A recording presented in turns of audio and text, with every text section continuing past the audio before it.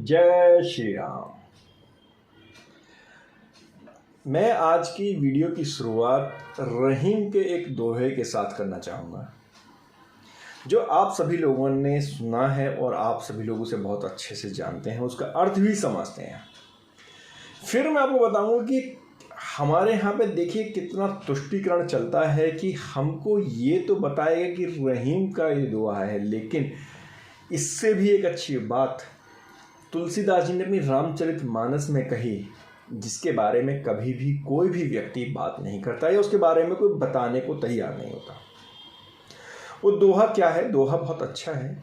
जो रहीम उत्तम प्रकृति का करी सकत कुसंग, जो रहीम उत्तम प्रकृति का करी सकत कुसंग, चंदन विष व्यापत नहीं लिपटे रहत भुजंग। जी, याद आ गया आप सबको? क्या अर्थ है इसका? इसका अर्थ ये कहते हैं कि भाई जो आदमी का स्वभाव अगर अच्छा होता है तो बुरी संगति भी उसका कुछ बिगाड़ नहीं पाती है। जैसे कि जहरीला सांप यदि चंदन के पेड़ पे घूमता रहता है, लेकिन फिर भी चंदन के पेड़ की जो सुगंध है, जो उसका प्रभाव है, जो उसके फायदे हैं, वो उन पर कोई भी फर्क नहीं पड़ता, कोई विपरीत प्रभाव नहीं पड़ता, कोई जहरीला प्रभाव नहीं पड़ता। हम सभी ने ये दोहा पढ़ा है और बहुत अच्छा दोहा है। लेकिन क्या आपने कभी इस बात को जाना है कि तुलसीदास जी ने भी कुछ ऐसा ही अपनी रामचरितमानस में भी लिखा है? बालकांड में द्वितीय दोहे के बाद में 5वीं चौपाई में वो लिखते हैं, सठ सुधरहि सत्संगति पाई, सठ सुधरहि सत्संगति पाई, पारस परस कुघात सुहाए, विधिवश सुजन कुसंग परहि, फनि मनि सम निज गुण अनुसरहि। अर्थ क्या हुआ इसका? इसका अर्थ है सठ सुधरहि सत्संगति पाई। जो दुष्ट लोग होते हैं ना, जो गलत लोग होते हैं, यदि उनको भी एक अच्छी संगति मिल जाए तो वो भी सुधर जाते हैं। संगति का हमारे जीवन में बहुत प्रभाव होता है। अब ये निर्भर करता है कि हम किस संगति के साथ हैं।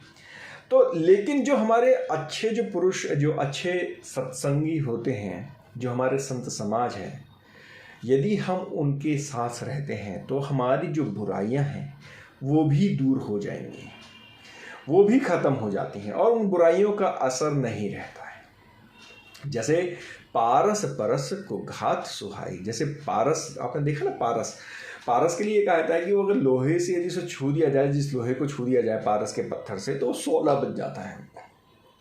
तो जो सत्संग के साथ में ये होता है कि जैसे लोहे को अगर पारस छू ले तो सोना बन जाता है, इसी प्रकार से यदि आप किसी अच्छे सत्संगी, किसी महापुरुष के साथ यदि आप बैठते हो, उनके साथ आप सत्संग, देखिए एक शब्द का ध्यान रखिएगा, ये शब्द है सत्संग, यानी सत मतलब अच्छा संग।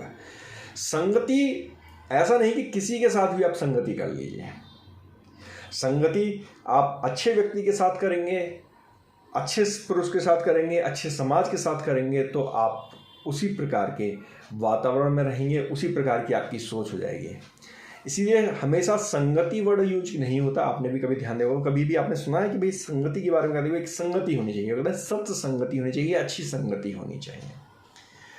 अच्छा, एक बात और कहीं फिर यहाँ पर है, विधि बस सुजन कुसंगत पर ही। लेकिन कभी कभी ऐसा भी होता है कि जो सज्जन लोग, जो अच्छे लोग होते हैं, कई बार वो कुसंगतियों के बीच में आ जाते हैं, या कुछ ऐसे बुरे लोग होते हैं जिनके बीच में फंस जाते हैं वो।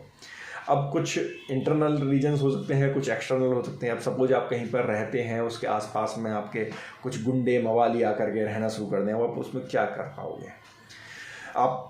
आपका कोई अपने पास कंट्रोल नहीं है कि आप उनको वहाँ से भगा सको। लेकिन क्या होता है कि उसके बावजूद भी ऐसा नहीं है कि जी गुंडे मवाली आपके आसपास रहने लगे तो आप भी गुंडे मवाली बन जाओगे। जो सज्जन पुरुष होंगे वो भी सांप की मणि के समान, जैसे सांप होता है, और यदि सांप को आप देखिए, फनी मणि सम निज गुण अनुसार है, यानी कि यदि सांप यदि मणि के ऊपर भी अपना फन मारता रहे, उस पर अपना डंक फैलता रहे, तो भी क्या जो मणि है उस पर कोई फर्क पड़ेगा। इसी प्रकार यदि एक सज्जन पुरुष है, यदि उसके ऊपर कोई व्यक्ति आकर के, कोई गलत व्यक्ति आकर के, कोई गुंडा मवाली आकर के, कोई माफिया आकर के उसके ऊपर यदि उसे परेशान करता है, उसको कहता है कि वो भी उसी की तरह से गलत आचरण कर ले, तो भी जो सज्जन पुरुष होगा वो उस तरह का नहीं हो सकता, वो उस विष को ग्रहण नहीं कर सकता। और ये आपने देखा भी होगा कि कई बार वो उसका विरोध भी कर देते हैं, और या फिर वो कुछ इस प्रकार का कार्य करते हैं कि जिससे कि वो उन लोगों से, उस संगति से दूर रह लें। तो जो साधु पुरुष, जो सत्संगी पुरुष जो होते हैं, वो अगर दुष्टों के बीच में भी रह जाते हैं तो भी उनकी कोशिश ये होती है कि उनको वो सही सही उपदेश हैं।